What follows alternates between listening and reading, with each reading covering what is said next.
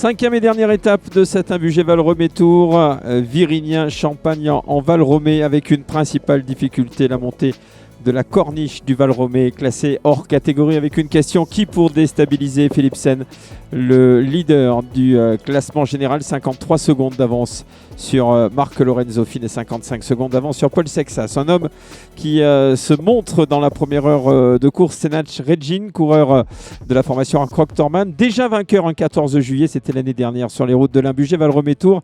Il est une première fois repris au moment où Clément Argelès retente sa chance, mais Senach Regin remettra ça dans les tout premiers kilomètres. Une première heure couru à près de 40 km/h malgré les difficultés. Le peloton qui laisse pour le moment le coureur néerlandais à l'avant de la course.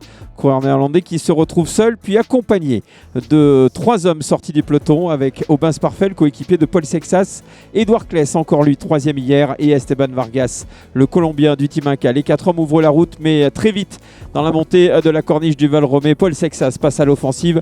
Seuls les plus forts peuvent rester avec le leader de la formation Decathlon AG2R La Mondiale.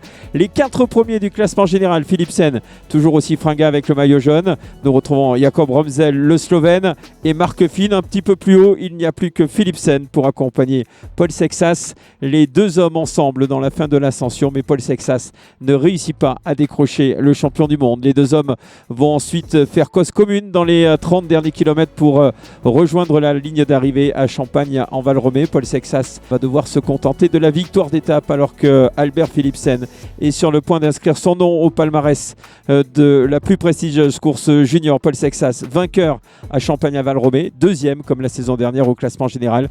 Philipsen 2e de l'étape. Romzel prend la 3e place devant Marc Lorenzo Fine, le champion d'Italie. Voilà le classement de l'étape. Sexas s'impose devant Philipsen, Romzel, Fine. Belle 5e place encore une fois de Pericas Capdevila, l'Espagnol victime d'une crevaison le premier jour et qui avait perdu toute chance. Le classement général, Witten Albert Philipsen s'impose devant Paul Sexas, encore 2e.